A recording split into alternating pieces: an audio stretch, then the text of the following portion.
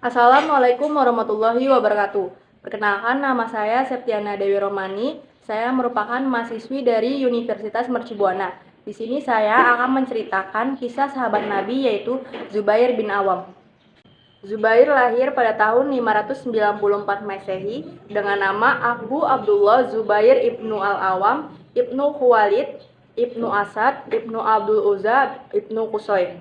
Ibunya adalah Safiyah binti Abdul Muthalib bin Hashim bin Abdi Manaf bin Qusay. Ayah Zubair wafat ketika Zubair masih kecil.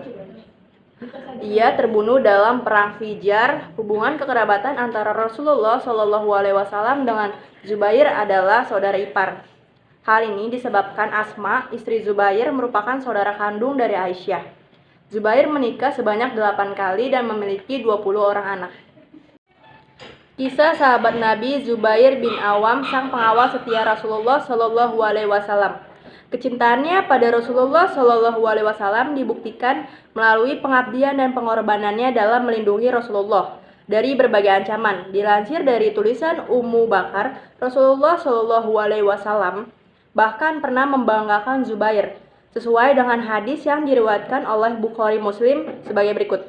Setiap Nabi mempunyai pelindung atau hawari, dan hawariku adalah Zubair bin Awam. Hadis riwayat Bukhari Muslim. Zubair bin Awam termasuk ke dalam 7 orang pertama yang memeluk Islam saat usianya yang masih terbilang masih sangat muda, yaitu 15 tahun.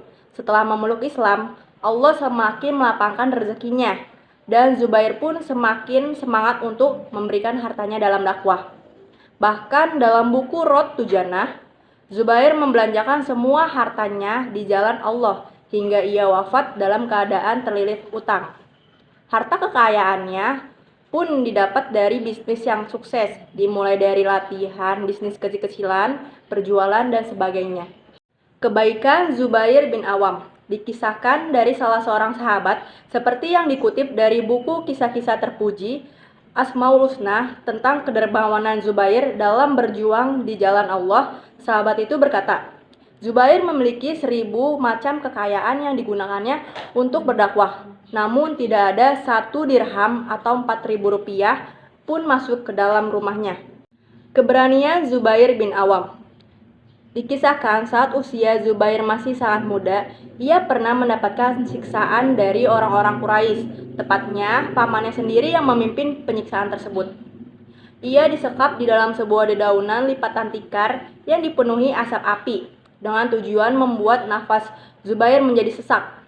Zubair bin Awam pun dipaksa untuk mengingkari Allah Subhanahu wa Ta'ala. Dalam kondisi tersiksa dan sesak, kaum Quraisy tersebut berkata, "Ingkarilah Tuhanmu Muhammad itu, niscaya akan aku lepaskan siksaan ini darimu." Keadaan tersiksa sekalipun tidak menggoyahkan Zubair dalam mempertahankan agama Allah Subhanahu wa Ta'ala. Ia pun menjawab dengan, "Tidak, demi Allah, aku tidak akan kembali pada kekafiran untuk selama-lamanya." Jawab Zubair dengan pasti. Kisah lainnya bercerita tentang Zubair yang selalu mengawal Rasulullah dalam peperangan. Banyaknya luka di tubuhnya membuktikan keberanian dan keperkasaan Zubair dalam membela Islam. Salah seorang sahabat pernah berkata, "Aku pernah menemani Zubair bin Awam pada sebagian perjalanan dan aku melihat tubuhnya. Maka aku saksikan banyak sekali luka goresan pedang, sedang di dadanya terdapat seperti mata air yang di dalam menunjukkan bekas tusukan lembing dan anak panah. Aku pun berkata, demi Allah, telah kusaksikan sendiri pada tubuhmu apa yang belum pernah kulihat pada orang lain sedikit pun. Demi Allah, semua luka-luka itu kudapat bersama Rasulullah pada peperangan di jalan Allah." Wafatnya Zubair bin Awam. Az-Zubair radhiyallahu anhu meninggal dunia di tangan Amr bin Zurmus dalam suatu pembunuhan yang licik setelah perang Jamal di lembah Asaba, yaitu nama daerah sejauh 7 farsakh atau kurang lebih 30 km dari Basra pada bulan Jumadil Ula tahun 38 Hijriah.